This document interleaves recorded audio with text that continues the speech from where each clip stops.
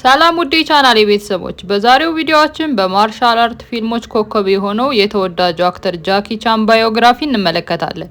ቪዲዮውን ላይክ አድርጋችሁ ጀምሩት። እንደ አውሮፓውያን አቆጣጠር 1954 አፕሪል 7 ነበር የተወለደው። አባቱ ቻርልስ ቻን ይባላል። የጃኪ ቻን እናት ጋር ከመጋባቱ በፊት ሌላ ትዳርና ሁለት ወንድ ልጆች ነበሩት። እናቱ ሊሊ ቻን ትባላለች። እሷም ከዚህ በፊት ሌላ ትዳርና ሁለት ሴት ልጆች ነበሯት። ተጋብተው ጃኪ ቻንን ሲወልዱ እናቱ 37 ዓመቷ ሲሆን አባቱ 39 ዓመቱ ነበር። ከእናትም ከአባትም የተወለደ እህትም ሆነ ወንድም አልነበረውም። ብቸኛ ልጅ ነበር። በእናቱ በኩል ሁለት እህቶችና በአባቱ በኩል ሁለት ወንድሞች ግን ነበሩት።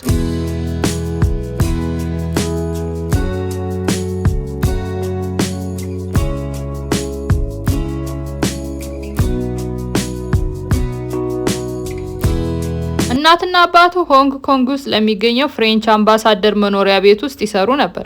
አባቱ ሴኩሪቲ ጋርድ፣ ድራይቨር እና ሹፌር ሆኖ የሰራ ሲሆን እናቱ ሃውስ ኪፐር ነበረች። ጃኪ ቻንም እስከ 6 ዓመቱ የፍሬንች አምባሳደሩ ግቢ ውስጥ በተሰጣቸው የቤቱ የታችኛው ክፍል ውስጥ ነበር ያደገው። ከዚህም በኋላ እናትና አባቱ ወደ አውስትራሊያ ለስራ ይሄዳሉ። ጃኪ ቻንም ገና በ6 ዓመቱ ብቻውን ይቀራል። ቤተሰቦቹ ከመሄዳቸው በፊት አዳሪ ትምህርት ቤት አስገብተውት ነበር።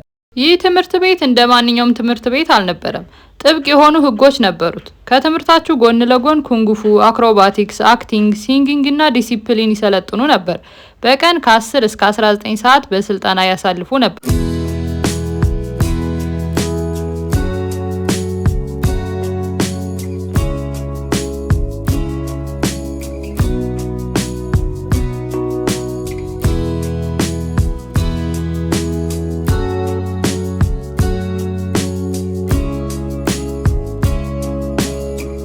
ከ10 ዓመት ቆይታ በኋላ ስልጠናውን ጨርሶ ከአዳሪ ትምህርት ቤቱ ይወጣል። በሆንግ ኮንግ ፊልም ስቱዲዮ ስታንትማን እና ባክግራውንድ አክተር ሆኖ መስራት ጀመረ። በትንሽ ክፍያ ዳንጀረስ የተባሉ ሲኖችን በድፍረት ይሰራ ነበር። የአዳሪ ትምህርት ቤት ውስጥ ማለትም ቻይና ድራማ አካዳሚ ሳለ በ8 ዓመቱ ለመጀመሪያ ጊዜ ቢንግ ኤንድ ሊትል ወንግ ቲምባር ሙቪ ላይ ቻይልድ ኤክስትራ ሆኖ ተውኖ ነበር። ከዚህም በኋላ በ24 ዓመቱ ነበር ለዓለም ያስተዋወቀውን 2 ፊልሞች የሰራው። በእነዚህ 2 ፊልሞች ከካሜራ ጀርባ ተደብቆ የነበረው ችሎታውን አውጥቶ ለዓለም ማሳየት ችሏል።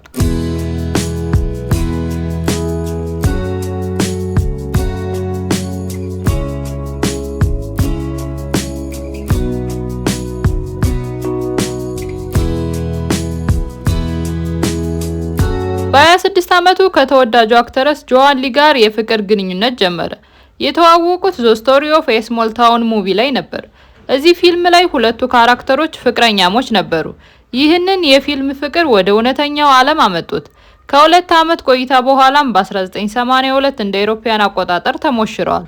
በዚሁ ዓመትም ወንድ ልጅ ወልደዋል። በሰዓቱ ስለ ትዳሩና ልጁ ለህዝብ ማሳወቅ ስላልፈለገ ወደ ሚዲያ አላወጣውም ነበር። ይህ ወቅት ጃኪ ቻን በዓለም ደረጃ ዝነኛ የሆነበት ጊዜ ነበር።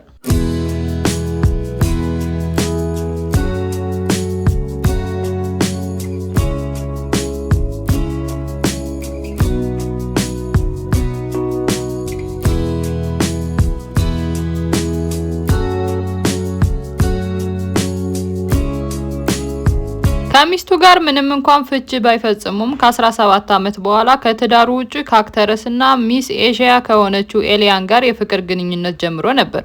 አንድ ሴት ልጅም ወልደዋል። አሁን ላይ በሚዲያ የሚታወቀው ጃኪ ቻን ከሚስቱ ጋር እንዳልተፋታና እሷ ጋር እንደሚኖር ቢሆንም በቅርበት የሚያውቋቸው ግን እንዳልተፋቱ፣ ነገር ግን አብረው እንደማይኖሩ ተናግረዋል።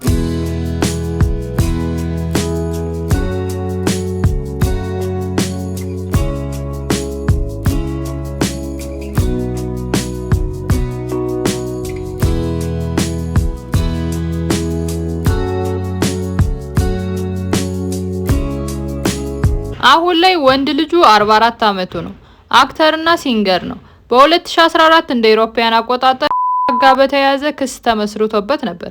ከዚህም በኋላ በህብረተሰቡ ዘንድ ተቀባይነትን ስላጣ እንደ አባቱ ታዋቂ አክተር መሆን አልቻለም። ሴት ልጁ 27 ዓመቷ ነው። የምትኖረው ካናዳ ሲሆን ፕራይቬት የሆነ ላይፍ ነው ያላት።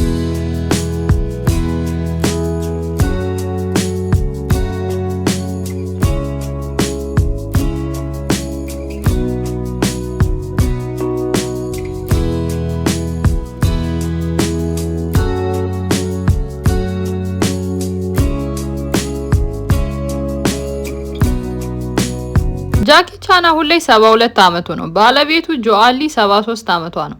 እናቱ በ2002 እንደ አውሮፓውያን አቆጣጠር ሞታለች። አባቱ በ2008 እንደ አውሮፓውያን አቆጣጠር ሞቷል።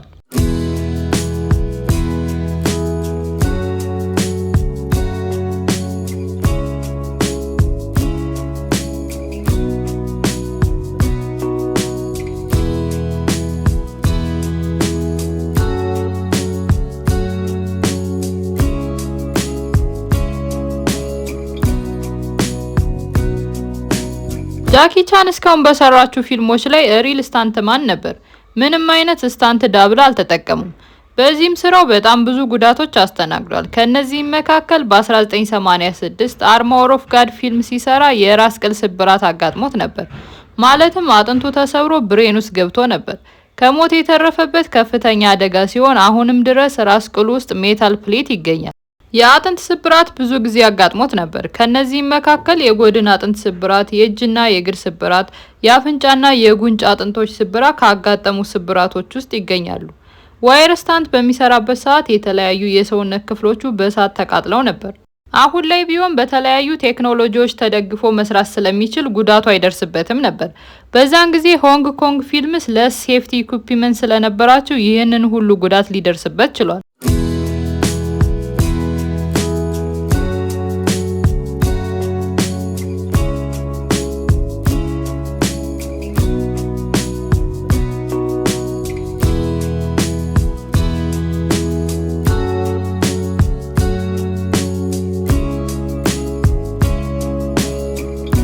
ከ150 በላይ ፊልሞችን የሰራ ሲሆን በተጨማሪም ፕሮዲውሰር እና ዳይሬክተር ነው።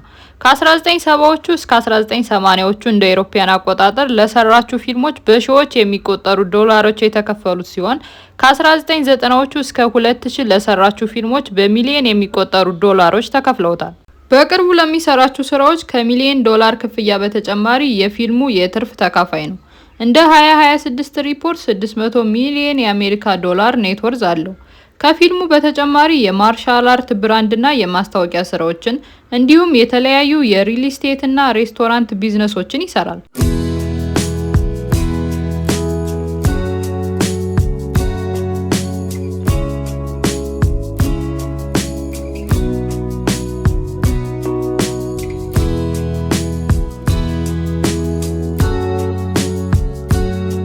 ጃኪ ቻን ሃይማኖት የለውም።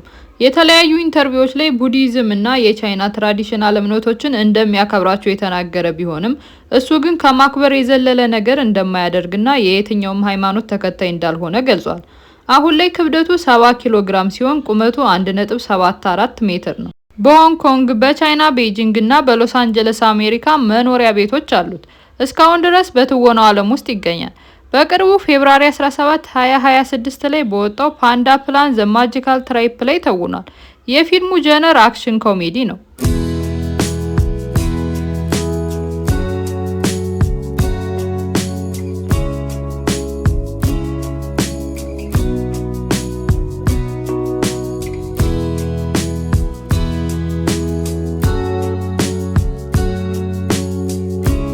ይሄ የሱ ትክክለኛ የኢንስታግራም አካውንቱ ነው። በቅርቡ የተለቀቁ የኢንስታግራም ፎቶዎቹን ጋብዛቸዋለሁ። ለዛሬ ያዘጋጀውላችሁ ታሪክ ይህንን ይመስል ነበር። ስለ ቪዲዮ ያላችሁን አስተያየት ኮሜንት ላይ ጻፉልኝ። ቀጣይ የማን ታሪክ ይሰራ የምትወዱትን የአክተር ስም ጻፉልኝ። በጣም ወዳችኋለሁ። ሰብስክራይብ እና ላይክ አድርጋችሁ መውጣት እንዳይረሳ። ቸር ቆዩኝ።